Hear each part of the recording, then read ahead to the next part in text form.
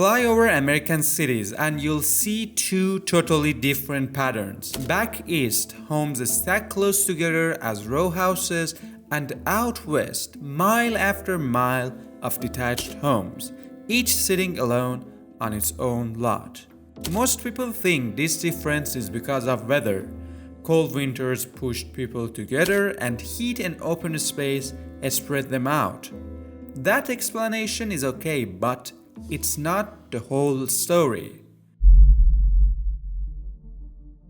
This difference can be shortened into this concept: R1 zones, which is single family only housing. You'd assume the code is a simple city planning method, keeping factories away from homes, organizing traffic, preserving environment, and that kind of thing. That's the story most planning departments tell you. But it doesn't explain why one specific style of home, this low-rise house with the big private yard, became dominant across the entire West Coast, while almost every other kind of housing banned. Ordinary planning doesn't ban your neighbor from building a duplex. But why? We have to go back to see how these two coasts filled up and shaped in the first place. Well, the East Coast was settled first, as you know. Waves of immigrants from different countries and classes packed into colonial port cities under English rule. English rule is important here because it was the source of inspiration for city planning in these new colonies, combining it with density, and we got the foundation of East Coast housing style. But the West Coast stayed out of reach for another century. It only became interesting, only a little, after the US bought and fought its way into holding it. And even then, as I said, the people weren't that much interested in it. Then, in 1848, one event changed everything. The gold rush didn't just bring miners, it brought settlers. Although it wasn't their purpose at first, but they found enormous lands that belonged to no one, although it's not correct. But why would they put themselves into trouble of going back into East? Harsh winters, a lot of black people, and houses that stacked together. Out west, for the first time, nobody had to live that way. Everyone could have their own yard and their own house, standing alone. Once these single-family houses became like a norm, like an identity, the people who benefited from it didn't want that identity threatened or transformed by any denser housing. So the very same people who were in power started changing laws in their favor. At first, the laws they made ran straight into the Constitution.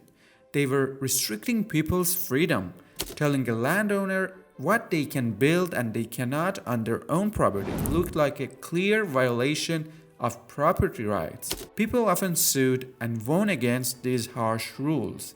But that changed in 1926 in the village of Euclid, Ohio. A company called Ambler Realty owned 68 acres. It planned to develop for industrial and multifamily uses. But Euclid had just adopted a zoning rule, and overnight all Ambler's land changed their status into small residential-only parcels. The industrial use they planned became illegal. Ambler sued and won, but only in district court. Then the case reached the US Supreme Court, and everything flipped. A 6-3 decision reversed the district court and upheld Euclid's side, saying that regulating land use fell under a state's power to protect public health, safety, morals, and general welfare. But why didn't the East end up with same or even opposite problem? By the time zoning law had this kind of federal backing, the East Coast housing pattern was already built and settled. Then cities simply didn't have any space for generous style of housing, but Western cities were still filling in when these new laws arrived, which meant they had both the tool and the timing to design their growth from scratch. But you remember the phrases the Supreme Court used: health, safety, morals, and welfare? They had been used exactly these excuses for something else 50 years earlier. In 1870, San Francisco passed the Cubic Air Ordinance. On paper, it was a public health rule. Every house had to provide at least 500 cubic feet of airspace per resident. In simple words, it gives you the amount of space you need to live in a house, which I said 500 cubic feet. But any amount smaller than that would be illegal. It sounds perfect, right? Nobody wants 20 people packed into one room.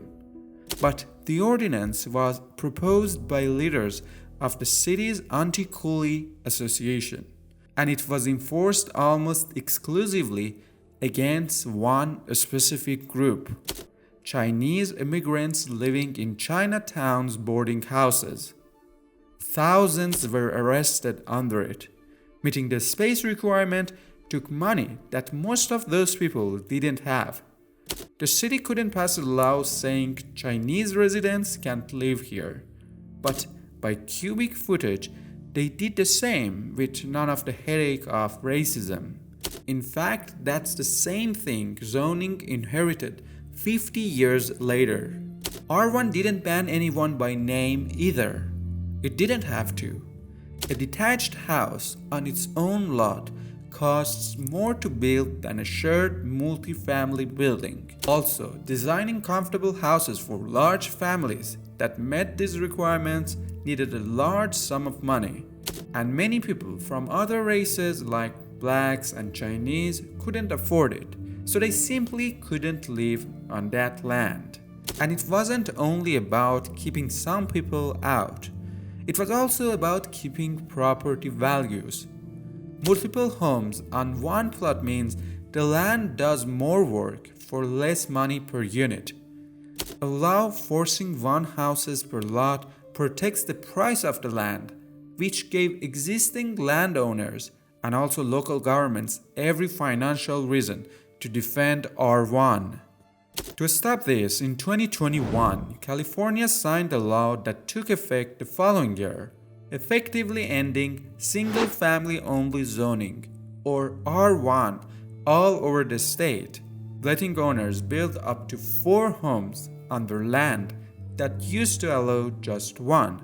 So since then, we have to see some changes in building new types of houses in cities like San Francisco and Los Angeles. But sadly, we cannot. The law changed the rule, but not the physical fact of what's already built. A century of R1 construction doesn't reverse itself because a bill passed. And every year that pattern stays in place, it keeps doing the job it was built to do, restricting how much housing can exist on a given piece of land. So the story of how different styles is actually not just about dealing with weather. It's also about society, minorities, and its connection to economy and politics. It's telling us how simple things and places in our lives can affect us in many ways that we might never even imagine. You can check your own city zoning map right now. See if R1 is sitting under your address or not. And tell me what you find in the comments. And if you enjoyed this video, feel free to subscribe for more.